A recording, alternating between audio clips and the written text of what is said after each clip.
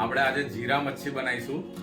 આપણે એને એકદમ ધોઈને સાફ કરેલી છે, જોઈ લો. બરાબર, એને આપણે મેરિનેટ કરીશું. બરાબર, મેરિનેટ માટે ઉપયોગ કરીશું આપણે હલ્દી, ધાણા પાવડર અને લીંબુ અને નમક. ઓકે, મેરિનેટ કરવા માટે આપણે મેરિનેટ માટે મૂકેલી ફિશ જીરા મચ્છી એકદમ બઢિયા મેરિનેટ થઈ ગઈ છે. કમસે કમ 30 મિનિટ સુધી આપણે રાખી હતી એને. બરાબર, હવે એને ફ્રાય કરીશું.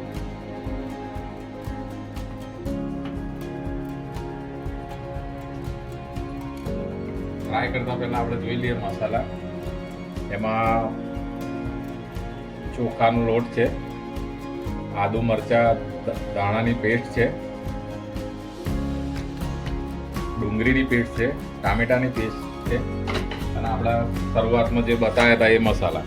ઓકે, સિંગ તેલમાં આપણે એ કરીશું.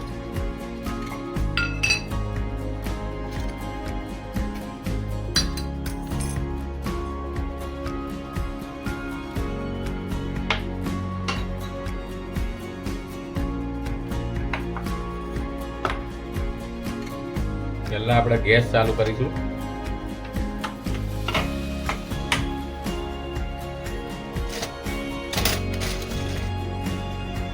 સ્લો રાખીશું ગેસ. તેલ લઈશું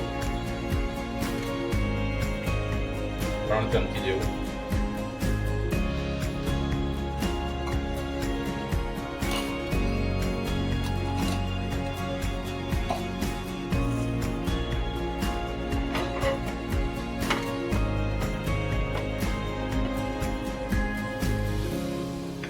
ફિશને આપણે ચોખાના લોટમાં એ કરી અને ફ્રાય કરીશું.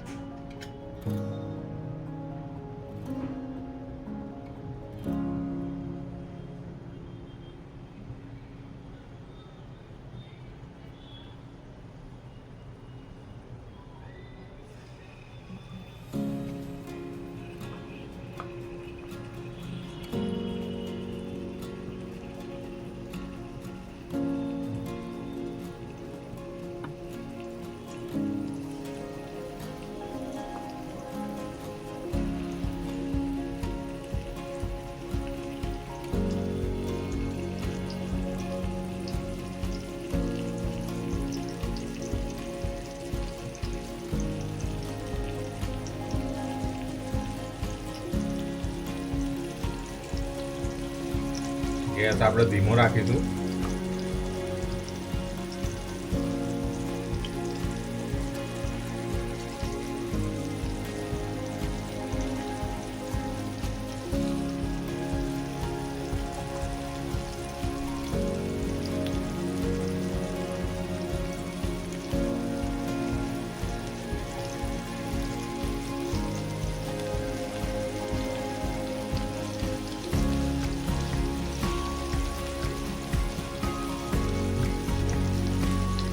જીરા મચ્છીમાં એક જ કાંટો હોય છે એટલે ખાવાની મજા આવે છે.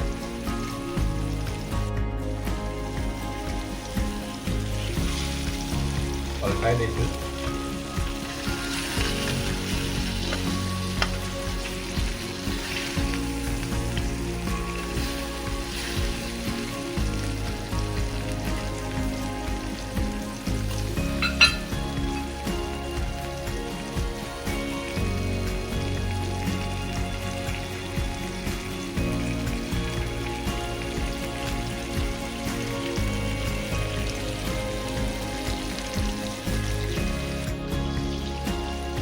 ફ્રાય થયા બાદ એને કાઢી લઈશું.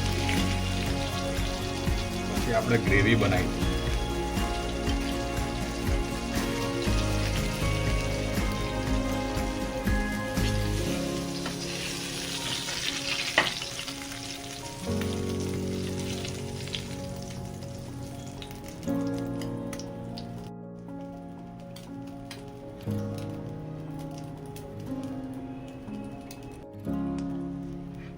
હવે આ તેલમાં આપણે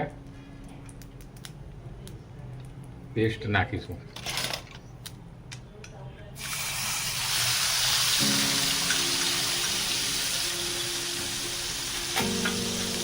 ડુંગળીની પેસ્ટ,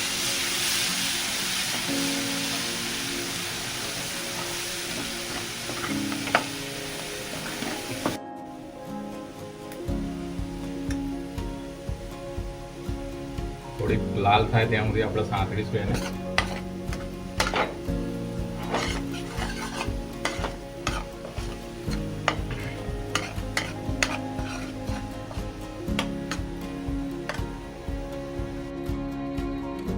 ડુંગળી સાંતળી ગઈ છે.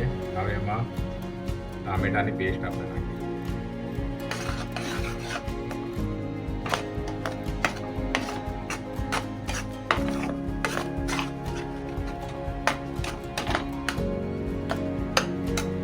સાથે સાથે આપણે આદુ લસણ મરચાંની પેસ્ટ,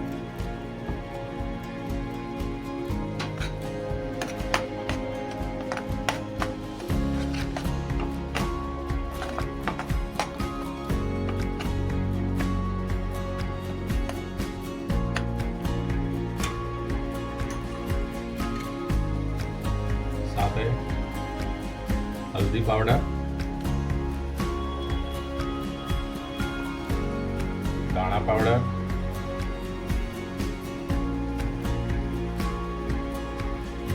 પટની મરચું, જેવું તીખું ખાતા હોય તમે લોકો એ રીતે, સ્વાદ અનુસાર મરચું. અમારા બેવ લાડેસાર તીખું વધારે ખાય છે એટલે એ પ્રમાણે મેં નાખ્યું.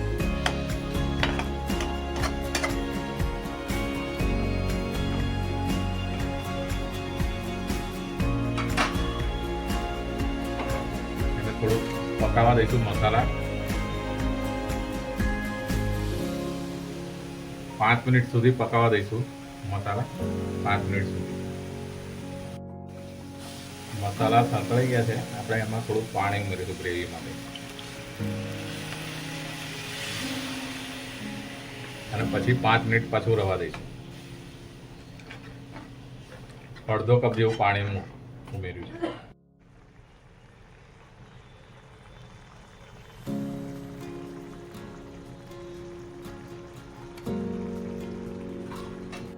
પણ નાખી દઈશું. આપણે પહેલા મેરિનેટ વખતે નાખી દઉં એટલે આપણે ઓછું નાખીશું.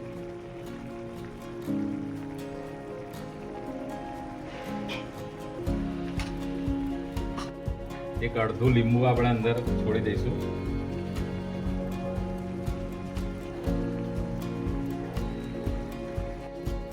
હવે આપણે ફિશને ધીમે રહીને છોડીશું અંદર.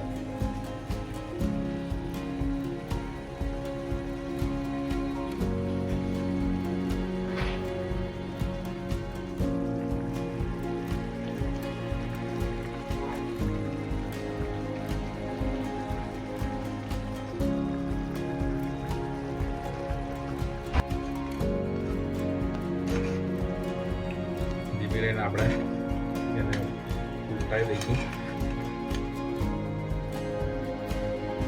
ધીમે રહીને એને આપણે ઉલટ સુલટ કરીશું.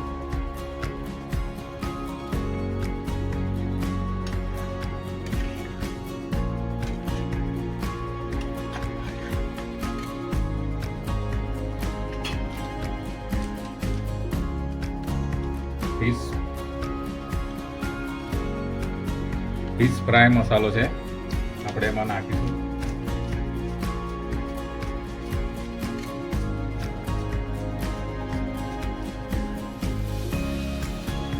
બે ચમચી જેવું.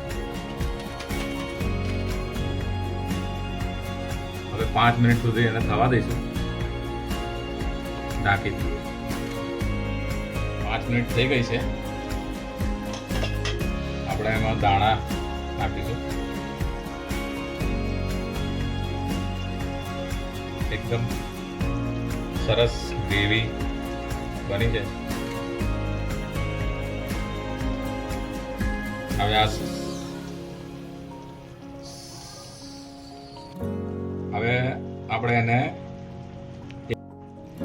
આપણે એને છૂટા ભાત જોડે સર્વ કરીશું અને પછી એનો આનંદ લઈશું.